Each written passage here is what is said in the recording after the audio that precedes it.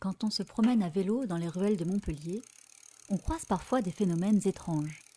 Comme ici, rue Finot-Brichat, ça sent le foin, et pour cause, car ici se construit une jolie bâtisse en béton de chanvre.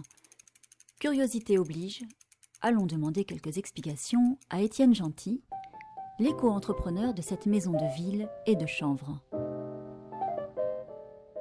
La construction dite en béton de chanvre, c'est une construction qui a une structure porteuse en ossature bois, comme un squelette, avec des bois de section le plus faible possible, structure dite plateforme, donc avec des membrures, entre autres en Douglas, qui sont de petites sections. Cette structure, elle est entièrement noyée dans un mélange de chaux et de chanvre. Le chanvre, c'est la chenevotte de chanvre, c'est-à-dire c'est le bois du chanvre. Donc la tige. C'est pas la feuille de cannabis. Non, c'est une autre variété. La tige est défibrée et il reste le bois de la tige qui est la chenevotte, qui est coupée en façon menu paille. Et cette chenevotte est mélangée avec de la chaux avec une très large proportion de chaux aérienne. La chaux aérienne, c'est ce qu'on appelle la chaux naturelle, c'est-à-dire la chaux directement issue du calcaire. Mais pourquoi diable utiliser du bois de chanvre dans un bâtiment?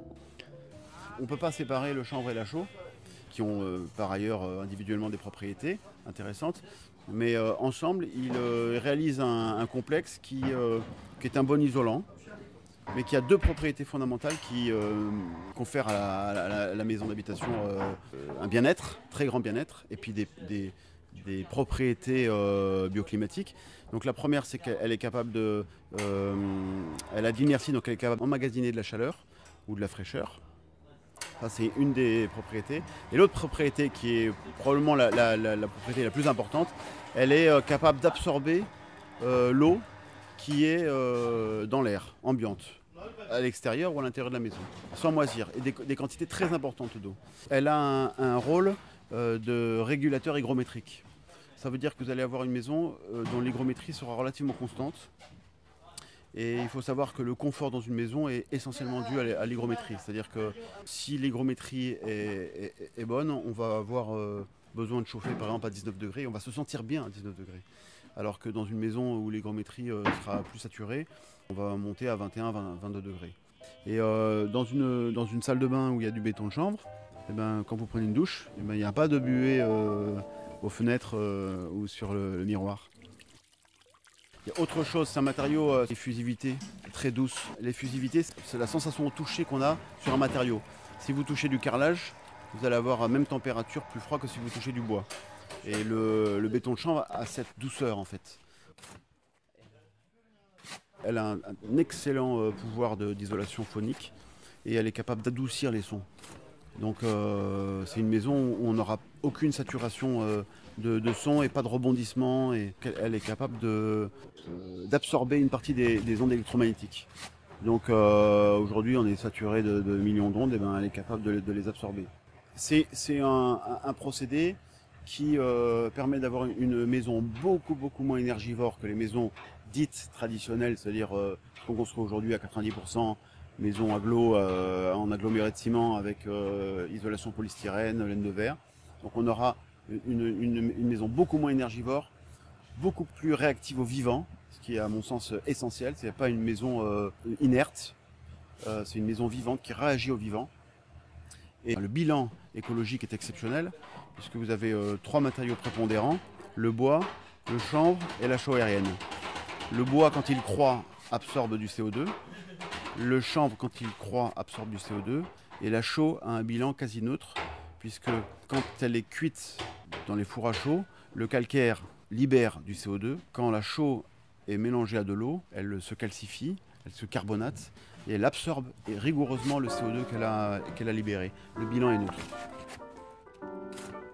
Bon, toutes ces compétences bioclimatiques du chanvre nous ont mis en appétit. Mais comment mettre en œuvre techniquement un mur, une maison avec ce matériau? Donc le mur est constitué uniquement d'un squelette en bois massif et noyé dans un mélange de chaux et de chanvre. C'est-à-dire que le coffrage extérieur en OSB a voué à disparaître. Il n'a rien à faire ici. Dans cette maison, il n'y a aucun OSB et aucun panneau préfabriqué. Le principe est le suivant, on va coffrer entièrement une des façades. Donc je coffre intégralement l'extérieur de la maison. Et à l'intérieur, je coffre tous les 50 cm. Je fais une bande de 50 cm.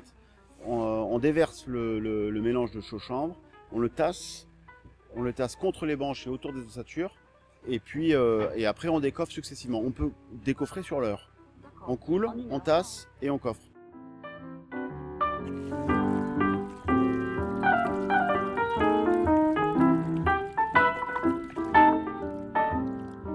Il faut savoir que quand la chaux elle est banchée, on a le mur, mais on a l'isolant.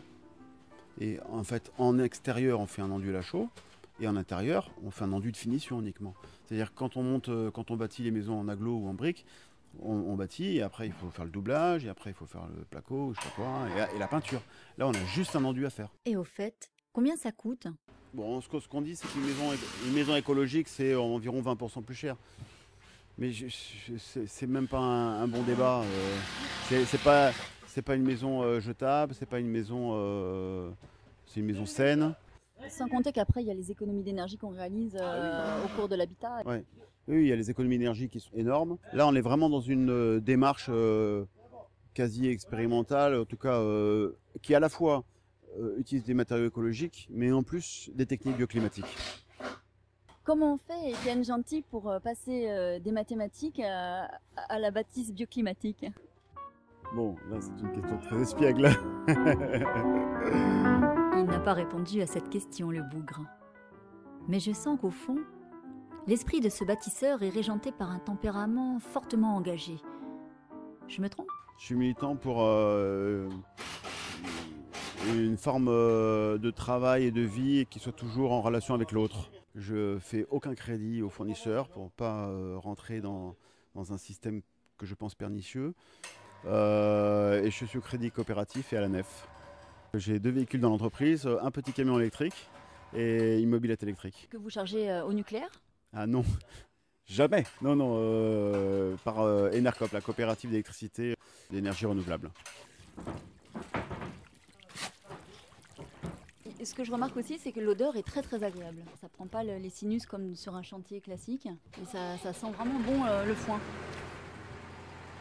Là, c'est le tracteur, donc en fait on ne mélange pas avec des bétonnières parce que les bétonnières sont inappropriées aux chambres. On a un malaxeur qui est un ancien mélangeur à grains agricole couplé à un tracteur agricole Massey Ferguson. On est vraiment dans les champs. Exactement.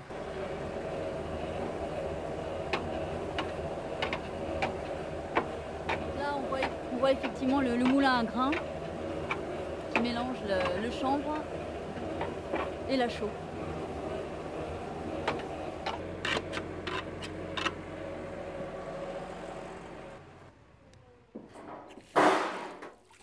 N'empêche que là on a une mécanisation qui est minimale et ça marche très bien.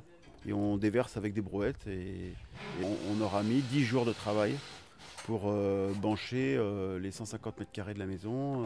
Il faut savoir comment fonctionne la chaux. Donc ça demande un minimum de savoir-faire, mais tous les ouvriers ne sont pas obligés de l'avoir.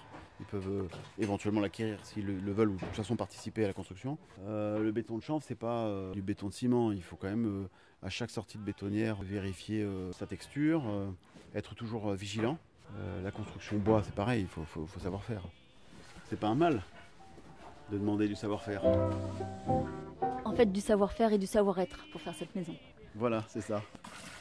Tu as l'habitude de travailler sur des chantiers comme ça? Alors moi déjà je suis un stagiaire du Séjour Marmoise et là je viens de découvrir ce métier qui est pas mal et j'ai appris beaucoup de choses et ça me plaît. Même si c'est un peu physique mais c'est solide, c'est hyper solide. Et en plus il n'y a pas beaucoup de matières chimiques etc. Donc c'est naturel. C'est vraiment naturel et c'est bien pour la santé etc. Donc. Quand tu rentres chez toi le soir, tu te sens comment? Bah très bien, très bien. Fier un peu, non? Bah oui normal.